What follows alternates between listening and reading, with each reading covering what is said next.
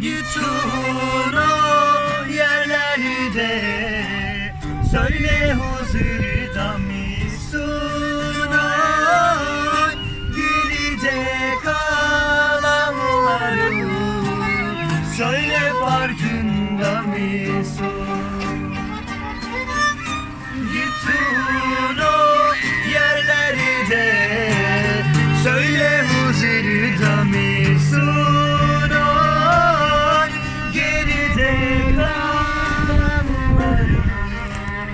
Söyle, farkında mısın?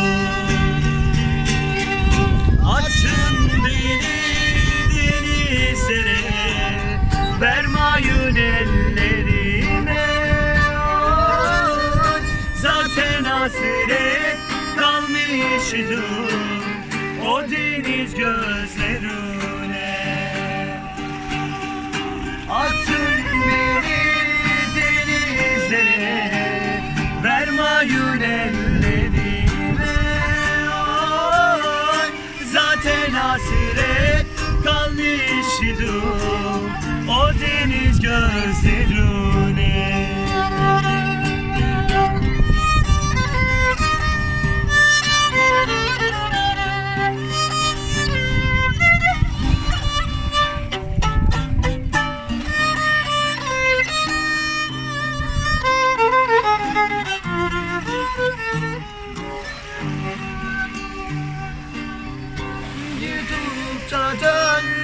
Dönmemeye söyle, yeminli misin? Oy, dönüp da görmemeye dayanabilir misin?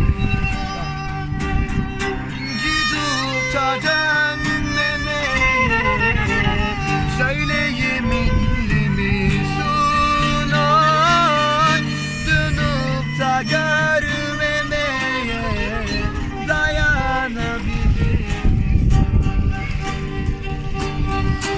açın beni denizlere, vermayın ellerime. Oy, zaten hasret kalmıştım o deniz gözlerine. Atın beni denizlere, vermayın ellerime.